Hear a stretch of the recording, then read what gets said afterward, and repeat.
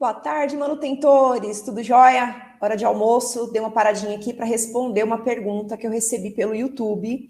Eu vou mostrar aqui para vocês uma pergunta que eu achei muito bacana, que fala o seguinte, né? A pergunta é do nosso seguidor, o Dirceu, e a pergunta dele é assim: eu vou ter um motor trabalhando com inversor de frequência. Eu coloco, como eu escolho a quantidade de polos, se eu vou trabalhar com uma frequência, uma velocidade de rotação intermediária a 2 e 4 polos, tá?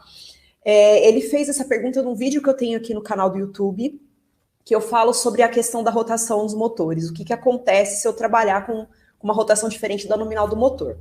Então, eu achei super legal a pergunta dele. Tem outras perguntas que tem lá também, que eu estou achando o máximo vocês fazerem as perguntas. Podem mandar as perguntas. Adoro poder responder. E aí eu achei legal essa pergunta, porque eu vou conseguir mostrar para vocês um pouquinho, pegar um vídeo um pouquinho mais substancioso, vamos dizer assim, porque eu vou falar sobre o funcionamento do motor, vou falar sobre a velocidade de rotação do motor, de onde vem essa velocidade, esses 2, 4, 6, 8 polos. E aí eu vou falar a questão da aplicação do motor como inversor de frequência, tá? Espero aí que o Dirceu goste da resposta e pode mandar mais pergunta, viu, Dirceu? Fica à vontade. Então vamos lá. A pergunta que ele fez então foi essa, tá lá no meu canal, aqui, né, no meu canal no YouTube. Eu tô online também aqui no Insta, pessoal do Insta, entra lá no YouTube que eu tô ao vivo lá, tá? Então, olha só, aqui a pergunta que ele fez foi exatamente essa, tá vendo? Ele precisa rodar um motor a 2.500 RPM, e ele fala, olha, eu escolho qual? Um de 1.730 ou um de 3.500, né? Um de 4 polos ou um de 2 polos? Então, vamos lá. Eu acho que a primeira coisa é a gente conseguir entender como é que um motor funciona. Então, eu tenho uma visão explodida aqui, né? Uma vista explodida do motor. Então, basicamente, o que a gente vai focar hoje é a questão do estator e do rotor, tá? Como é que é o estator e como que é o rotor de uma máquina desse tipo? Deixa eu arrumar a tela aqui para vocês conseguirem, acho que enxergar um pouco melhor a imagem, né? Eu acho que ficou um pouco melhor, eu acho. Vamos lá. Então, o que eu vou ter aqui? Então, a parte do estator é a parte que fica parada, tem todo o enrolamento, e a parte do rotor, que a gente chama de rotor de gaiola, que é a parte que gira. O rotor é assim, tá? Então, ele tem as lâminas dele aqui, né? E depois, quando ele é fundido, fica desse jeito. Eu não vou ficar dando muito detalhe. Quem quiser detalhe, entre em contato, que eu ajudo. Eu quero realmente fazer um vídeo curto aí, só para vocês entenderem mesmo o funcionamento. Aqui, a gente tem o núcleo do estator, né? E o estator com as bobinas colocadas. Então, aqui, ó, o estator e aqui o rotor. Como que isso vai funcionar? Como é que o motor gira? Então, a gente tem o seguinte, essas bobinas aqui que estão no estator, elas são dispostas de uma forma que se torna, cada fase do sistema trifásico é alimentada, é colocada numa das bobinas a 120 graus fisicamente. Como assim? Então, eu tenho a primeira bobina aqui, tá? E eu coloco a primeira fase do sistema trifásico nessa bobina. Eu venho a 120 graus de distância física e coloco outra fase. E mais 120 graus eu coloco outra fase. O legal é que a gente consegue observar aqui que para cada senoide que eu alimento a bobina, eu vou ter um vetor campo magnético aqui, variando de máximo a zero, mínimo a zero, máximo a zero, mínimo a zero, por conta da corrente alternada. Isso vai acontecer na primeira bobina, na segunda, na terceira. Quando eu junto as três, né, eu consigo visualizar um campo girando. Isso que é legal.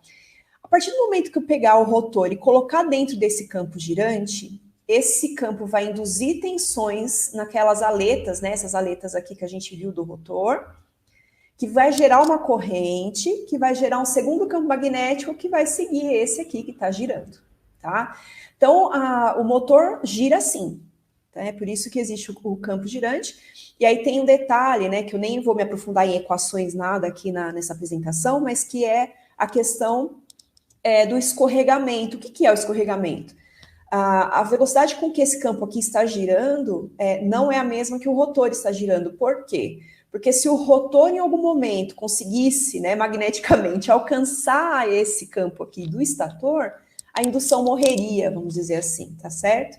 Então, sem a indução no rotor, ele não tem mais o campo, né? Se ele não tem o campo, ele desacelera. Aí a gente tem essa questão do escorregamento. Então, essa desacelerada que o rotor dá em relação à rotação do campo girante do estator, a gente vai chamar de escorregamento, tá bom? Por isso que na pergunta aqui, ó, do Dirceu, ele não coloca 1.800 RPM, ele põe 1.730, que é a rotação de 1.800, a gente vai ver já daqui a pouquinho como que é, de onde vem esses 1.800, menos o escorregamento, tá bom? Então, vamos lá. Tenho aqui, então, o campo girante, e aí de onde vem essa ideia de 2, 4, 6, 8 polos, e como que eu calculo esses 1.800, 3.500 que o Dirceu colocou na pergunta? Bom, é o seguinte, a forma como os fios são enrolados no estator, então, esses fios aqui, ó, que a gente está vendo aqui nas ranhuras, né? A forma como ele é trançado, vamos dizer assim, no estator, faz com que, quando a corrente circula por ele, gere um ímã, 2 ímãs, e cada ímã tem 2 polos, e aí a gente consegue pôr 2 polos, 4 polos, 6, 8 polos, sempre em números pares, porque é norte e sul, tá? Então é daí que surge a questão, esse motor é 2 polos, 4 polos, 6 polos, é pela forma como o cobre está enrolado no estator. Boa. A partir daí, a gente tem a seguinte informação. Quando eu tenho aqui, por exemplo, um motor de 2 polos, a frequência elétrica, ou seja, da rede, vamos supor, os 60 Hz que eu tenho na rede, ele vai ser exatamente a mesma frequência com que esse campo está girando. Então, esse campo aqui está dando 60 voltas em 1 segundo.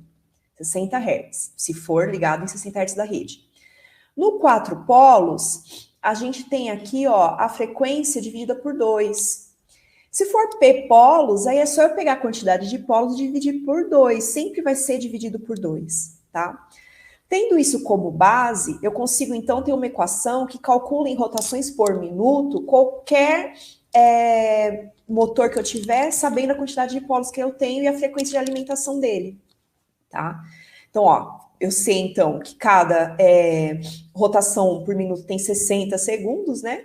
Então, aí eu faço a multiplicação e eu chego nessa equação. O que é essa equação? É a universal, é a que a gente usa sempre para esse tipo de cálculo, tá?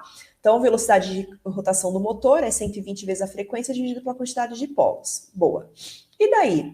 Se a gente olhar essa equação, a gente percebe, então, que essa frequência aqui, ó, se eu alterar essa frequência, consequentemente, eu altero a rotação do motor.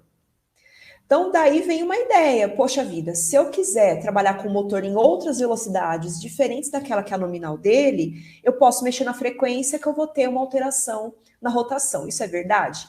Isso é verdade, tá? Só que como isso interfere na força do eixo? Porque depois eu vou ter várias outras perguntas lá também no canal, que eu vou responder para vocês depois, e aqui também já está uma parte da resposta. Tá bom, Camila, eu trabalho com inversor de frequência, só que eu sei que eu perco torque no eixo. Eu perco conjugado quando eu trabalho com o inversor. Por que acontece isso? Então, olha só que legal. Isso aqui é uma curva geral, genérica do conjugado de um motor. A gente tem algumas configurações que mudam essa curva um pouquinho, mas vamos colocar no motor standard, esse motor que é comum, ela vai ter essa curva aqui, característica. Tá? E essa equação aqui é a da curva. Como é que se forma essa curva? Ela depende do quê? Ela depende principalmente de 3 grandezas que a gente tem aqui, ó. Opa, voltei. Vou voltar. A primeira seria o campo do rotor, tá? Essa aqui seria o campo líquido, que realmente é gerado pelo estator. E aqui, que é o fator de potência da corrente que passa pelo rotor. O fator de potência do rotor depende exclusivamente da carga, né? Quanto maior a carga, vai mudar a corrente do rotor, e aí a gente tem uma variação nessa curva. Fazendo a somatória, né, juntando todas elas, é a que a gente chega nessa curva aqui, que representa o conjugado de um motor genericamente, tá? Bom, e daí, Camila? E daí que é o seguinte, gente. Principalmente essa parte aqui da curva, né, que é o campo líquido, né, do campo magnético líquido, ele vai depender do fluxo magnético da máquina, do estator, tá? E a curva de magnetização desse estator, né, a gente tem então aqui corrente de magnetização pela tensão aplicada no terminal da máquina. A gente tem essa curva aqui, ó, de magnetização característica, tá? O fluxo magnético da máquina, ela responde nessa curva. O motor geralmente trabalha nessa faixa aqui, mais ou menos, ó. Na faixa que está atendendo do linear para o saturado, tá bem nessa região que ele trabalha normalmente. Qual que é o problema? Se a gente for olhar a curva de magnetização aqui, a gente vai ver que esse fluxo magnético depende da tensão e a frequência de... A tensão está na parte de cima da fração e a frequência, né, que está aqui em radianos por segundo, está na parte de baixo. Então, o que vai acontecer? Se eu pegar e eu diminuir a frequência aqui, né? Eu vou trabalhar, então, eu não quero trabalhar, meu motor é 4 polos, a velocidade nominal dele é 1760 RPM, mais ou menos. Eu quero trabalhar com ele a 1200 RPM. Então, o que eu vou fazer? Eu pego a frequência, reduzo a frequência de alimentação, que é isso que o inversor faz, né? Ele reduz a frequência que está sendo enviada para o motor, e aí, consequentemente, eu vou ter uma velocidade reduzida. Beleza. Vamos supor que eu reduza essa frequência em 10%. Se eu reduzir em 10% essa frequência, gente, e não mexer na tensão, eu vou ter um aumento em 10% do fluxo. Então, eu vou começar a trabalhar nessa região aqui, ó, de saturação do fluxo magnético. Se eu trabalho nessa região de saturação, essa corrente tende a aumentar a corrente de magnetização. E isso sobreaquece a máquina. Perco vida útil, queimo o motor, enfim. Então, o que o inversor de frequência faz?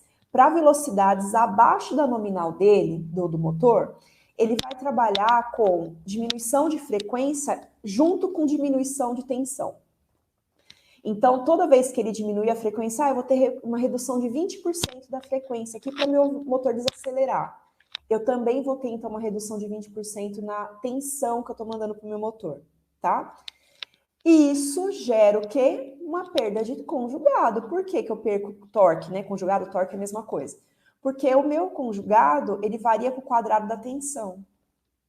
Então, para eu manter a máquina saudável, né? Não esturricar, ai que termo técnico, não esturricar a minha máquina por conta de uma corrente de magnetização muito alta, eu vou ter que trabalhar, então, a tensão também. Só que se eu trabalho a tensão também, é uma cascata. Eu vou reduzir a quantidade de torque por conta que o torque depende do quadrado da tensão. Tá? Boa. E se eu trabalho com uma frequência acima? Tá? Porque a ideia é a gente sempre manter essa proporção tensão, velocidade angular, né? Frequência de rotação, numa proporção igual, né? Sempre, para que eu tenha o meu fluxo sempre constante. Pode ver que aqui na formação a gente tem aqui, ó, um campo líquido constante. Então, eu preciso que esse meu fluxo magnético fique constante, tá? Se eu começo a trabalhar com uma frequência maior, o que a gente vai poder falar? Eu vou então trabalhar com uma frequência maior, então aqui eu começo a aumentar a minha tensão. Não posso fazer isso. Por quê? Porque todo o meu sistema de isolação da máquina foi projetado para aquela determinada tensão. Então, se eu tenho um motor que foi feito para trabalhar com 380 volts, né? E eu colocar 500 volts, eu vou queimar ele, porque a minha isolação foi feita para trabalhar com aquela tensão, aquela rigidez elétrica, daquele valor de tensão. Eu começo a danificar a isolação do meu motor. Então, o que vai acontecer para frequências mais altas do que a nominal? Eu vou simplesmente alterar a frequência, ou seja, aumento a frequência, mantendo a tensão fixa, tá? E o que vai acontecer com isso? Eu vou ter uma redução do meu fluxo magnético, né? Por conta da proporção aqui, mantenho a tensão, aumento a frequência, o fluxo diminui. Se o fluxo diminui, aí eu tenho essa curva de essa redução do meu conjugado aqui por conta da diminuição do fluxo. Então, são dois casos, né? Se eu trabalho abaixo da minha frequência nominal, eu vou ter uma redução aqui do meu conjugado por conta da redução da tensão. E se eu trabalho com frequências acima da nominal, né? Essa é a curva padrão, acima da nominal, eu vou ter uma redução do torque porque eu reduzi o fluxo, tá? Então, eu tenho essas duas situações, tá? Bom, então, vamos voltar na resposta aqui do Dirceu, né? Fiz toda essa volta para chegar na resposta para o Dirceu. O que vai acontecer aqui, Dirceu, com a sua escolha? Qual escolha você faria, né? Você escolheria 2 polos, trabalharia com a frequência menor, ou pegaria um de 4 polos, trabalharia com a frequência maior? Bom, Olha só a curva juntando, trabalhando com menos conjugado, trabalhando com maior conjugado. Eu peguei aqui a diferença entre as rotações, tá? Peguei a rotação síncrona do campo mesmo, nem considerei escorregamento, só para a gente fazer uma aproximação. Para 2 polos, eu vou trabalhar aí com uma faixa de diferença de 1.100 RPM. Para 4 polos, eu vou trabalhar com 700 RPM. Só que olha só a curva. Quando eu trabalho com frequências acima da minha rotação nominal, a minha perda de conjugado é maior. Se eu trabalho com frequências abaixo da minha nominal, eu vou ter uma perda de conjugado menor, né? Por causa daquela relação de tensão-frequência. Então, tudo vai depender do quão sobredimensionado está o seu motor, tá? Você fala aqui para mim que precisa de 5 cavalos. Tá, você precisa de 5 cavalos, então você vai ter que ver a questão realmente da perda do torque que você vai ter trabalhando com a máquina, tá? Então, se os 5 cavalos está bem em cima mesmo, o ideal seria você trabalhar com um de 2 polos e reduzir a frequência dele, tá? Se você tá sobredimensionado, não teria problema você trabalhar aí com 2 polos. Lembrando que se você, de 4 polos, desculpa, com uma velocidade, desculpa, maior do que a nominal do motor. Lembrando que o prejuízo de se trabalhar, gente, com uma frequência e uma velocidade de rotação maior do que a nominal do motor, gera sobreaquecimento, isso é normal, né, por conta do inversor, mas também tem a questão mecânica, tá, da máquina, não se esqueçam disso. O rolamento, toda a máquina foi projetada para trabalhar naquela faixa de frequência nominal. Então, se você começa a trabalhar com uma rotação muito mais alta, aí a gente já começa a prejudicar a parte mecânica também da máquina, se for um processo de utilização contínua, tá? Então, Dirceu, se fosse a minha máquina, eu escolheria qual? Eu escolheria uma de 2 polos, tá? Apesar da frequência ser maior aqui, eu tenho uma perda menor de conjugado e eu tenho uma perda menor, um prejuízo menor na parte mecânica da máquina, tá certo? Então, se fosse para eu escolher, escolheria o de 2 polos, tá certo? Espero que eu tenha te ajudado, espero que eu tenha respondido a sua pergunta. Quem tiver mais perguntas nesse estilo, pode deixar aqui nos comentários, ou aqui do Face, ou no Insta, né? A gente está no Insta também. E aí é isso, pessoal. Uma ótima tarde para vocês. Espero ter ajudado. Até o próximo vídeo.